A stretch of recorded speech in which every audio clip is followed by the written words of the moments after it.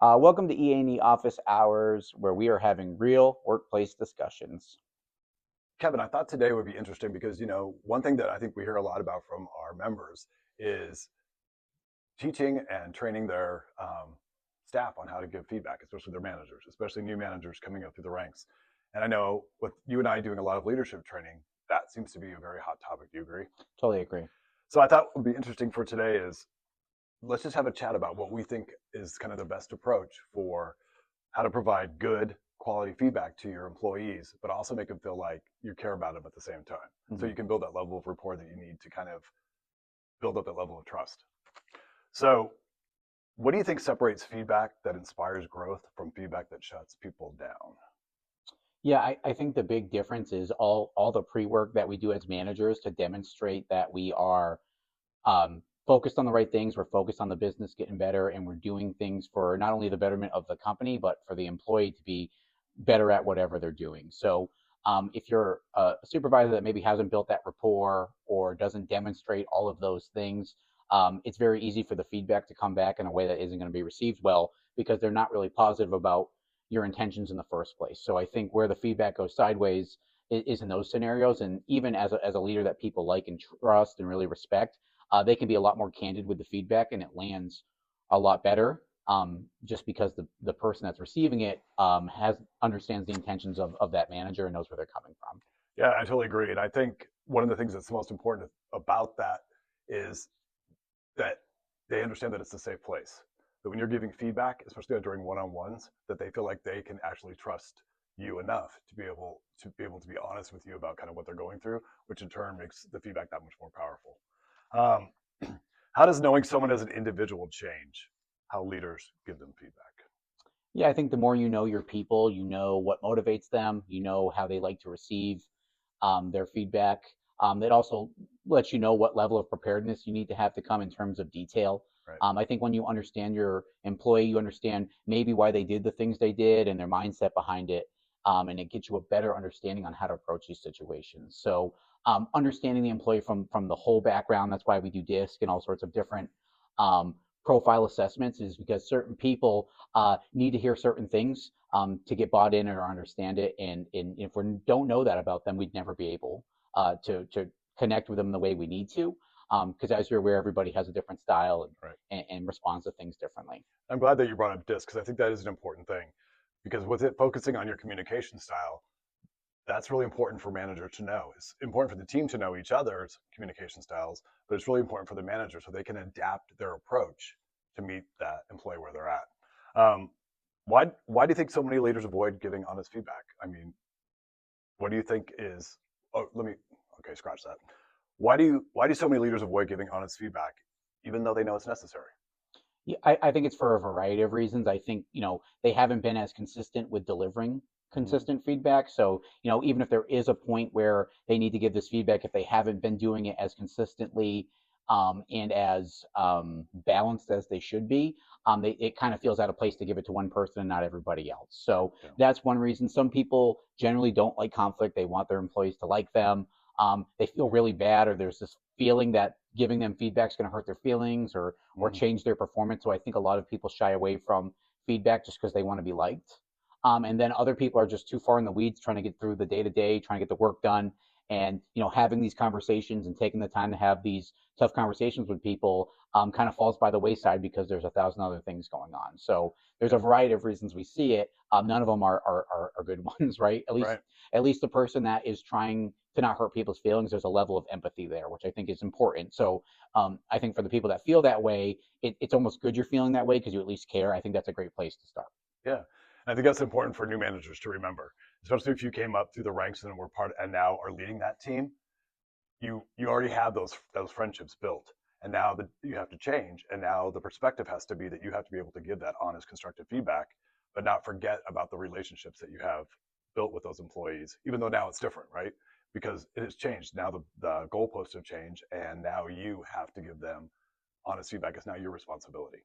Yeah, and I think the other part of it is if we never go there and we never do it, we're just going to be on repeating cycles every day of never elevating our people. And, you're going to be stuck there either picking up the slack or dealing with issues if we're never going to elevate our team and make them accountable for the level of performance we need, managers are going to be constantly pulled into the weeds, having to do things that maybe aren't the main part of their job. Right. This leads to burnout and stress for the managers if they're not taking the time to fix the root cause of problems. And we see a lot of managers get burnt out because they're not taking the time to fix these things. And I would agree. I totally agree with you. But I'd also say that sometimes they hope it's going to fix itself. It's just going to work itself out.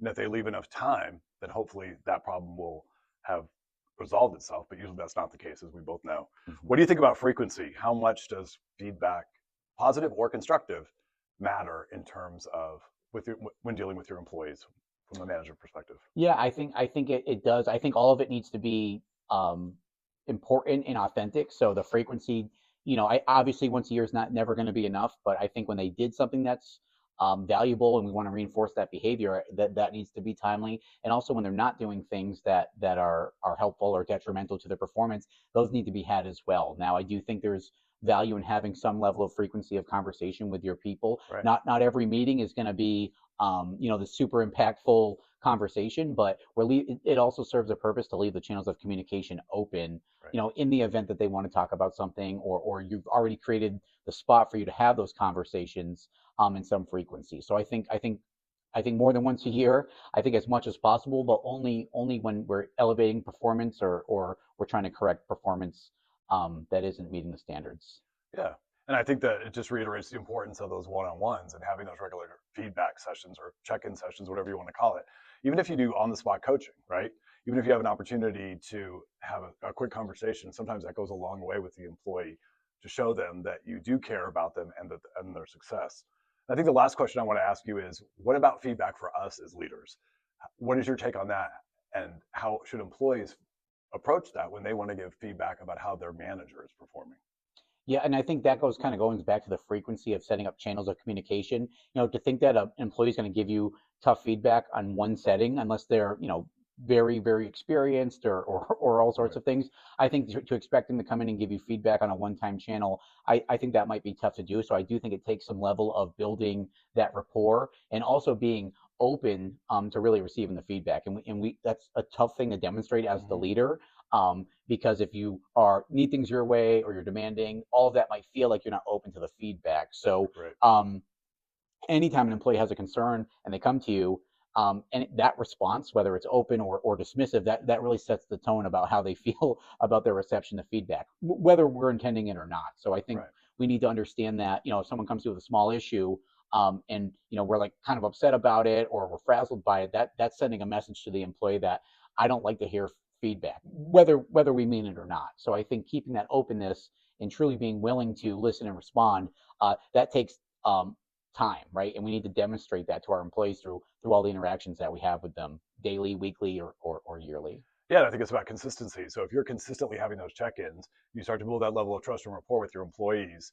But also, I think you need to frame that you're open to feedback, and that I think a little dose of humility is sometimes good for us as leaders. And one of the things that I always tell new managers is even saying how better can I support you? What else can I be doing to better support you as a leader? Sometimes that's your opening, and but you have to be willing to receive it. We're talking so much about how employees need to be able to receive feedback, positive and constructive. But I think the important thing is, as leaders, we need to remember that too. Yeah, and I think until you get there and you receive it, right, that's Right. really the part, right? We can Right. we can say we want it, and I think we've all been in a situation I think we really want it, but then we hear it, and that's really a tough moment, right? And you're already on stage with the employee, so Mm-hmm. I don't know how you practice that, Right. but even again, I think you can be transparent with them too, and how you say that, hey, this is tough for me to hear, and I'm a little upset about it, but I'm glad you told me, and I want to fix it, right? So I don't think you have to be completely fake about the feelings you're having. I think you can express it. Hey, this is maybe tougher feedback to hear than I thought, but I really appreciate it, and I do want to consider it. So I don't think it has to be one way or the other. I think there can be a middle ground, Yeah. because it can be tough sometimes to hear feedback from anybody. Yeah, and I think it's just your level of openness and your level of being able to look at yourself as a manager and as a leader and what things you can do to improve, because you're also setting an example for the employee. Totally, and you probably heard this all the time. Perception is reality, Right. right? So Right. we can think we are the best leader, the nicest person, the most welcoming person, there might be, a perception out there that maybe we're not those things, right? Hmm. Or we're something else. And, if that's out there, it's something to consider, right? Yeah. Because our perception is really equally important sometimes when it comes to employee relations and optics than actually what we think. So it's Yeah. important to hear that. Well, thanks, KJ. I think that was great. Yes, thank you so much, Gary.